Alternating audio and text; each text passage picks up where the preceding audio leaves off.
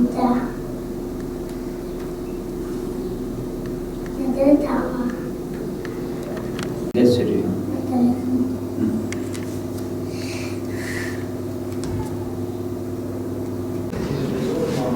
Yumurta. Yumurta. Hemen bu ne? Baktım. Umut bu ne? Ballıcası yumurta. Aferin. Peki bu ne en sevdiğin? Uçak. Masa. Sıra. Sıra. Masa. Masa. Bizim. Bak inatçı bu. Senin gibi. Geçi.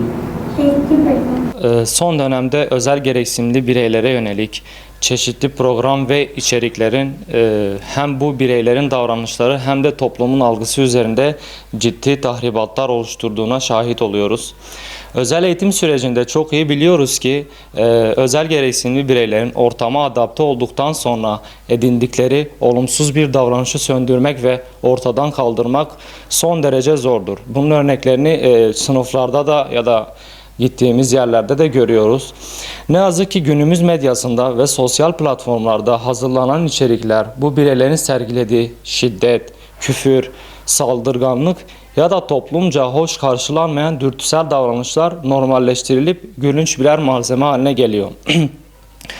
Özel eğitimde şöyle örnek verebilirim. Öğrencilerinle karşılaştığım durumlarda Down sendromlu öğrenci mesela ailesi onu böyle mutlu edebilmek adına sahte evlilikler yapıyor ve çocuk derste sıkıldığında hocam ben eve gidiyorum, ailem beni bekliyor, ben evliyim, eşim beni bekliyor, üç çocuğum falan gibi cümleler kullanılıyor ve bunlar birer örnek.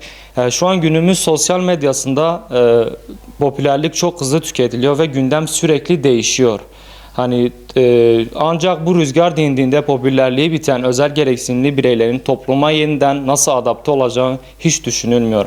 Aksine edindikleri bu olumsuz başrolle baş başa kalıyorlar. Bu durum daha da derinleşmeden hem toplumsal bilincin uyanması hem de ilgili kurum ve yetkililerin bu etik dışı gidişata acilen el atması gerekmektedir. Özetle şunu söyleyebilirim ki İbrahim şiirindeki gibi bu yola putları kırmak için girildi. Yerine başka putlar konulmak için değil.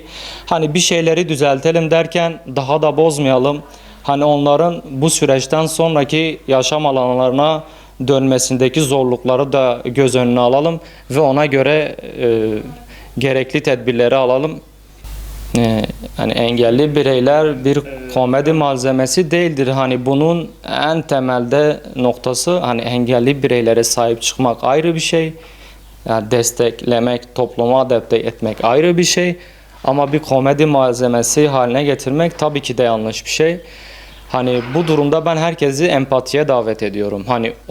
Oradaki çocuk, oradaki birey, oradaki genç benim çocuğum, kardeşim, abim olsaydı ben nasıl bir hissiyat yaşardım? Acaba gene böyle güler miydim sorusunu sormalılar. Klinik süreçlerde ve davranış biliminde çok iyi biliyoruz ki bir davranışın çevre tarafından nasıl karşılandığı, bireyin ruh sağlığını ve kimliğinin şekillenmesindeki en temel dinamiktir. Ben psikolog Beytocan Ekinler. Bugün sizlerle medya eliyle özel gereksinimli bireylerin dünyasında yaratılan o derin ve sessiz psikolojik hasarı konuşacağız. Özel gereksinimli bireylerin psikolojik gelişiminde çevreyle kurdukları etkileşim ve aldıkları geri bildirim hayati bir rol oynar. Şu anki medya düzeni ise bu bireylerin şiddet, küfür ve dürtüsel eylemlerin mizah unsuru yaparak tehlikeli bir psikolojik manipülasyona zemin hazırlamaktadır. Kendisine gülündüğünü gören birey bunu bir onaylama mekanizması olarak algılar ve bu yıkıcı davranış modelini kişiliğinin bir parçası haline getirir. Yani bunu içselleştirir. Sürecin en travmatik boyutu ise popülarite bittikten sonra başlar. Toplumun ekran arkasında gülünç bulduğu, komik bulduğu ya da eğlendiği bu davranışlar gerçek hayatta da öfke, dışlanma, tepkiyle karşılaştığında bireyin dünyası alt üst olur. Anlaşılmama duygusu saldırganlık eğilimini daha da tetikler ve bireyin kendi içinde hapseder. Bu sömürü özel gereksinimli bireylerin ruh sağlığı üzerinde kalıcı bir davranış bozukluğu ve sosyal uyum travması bırakmaktadır.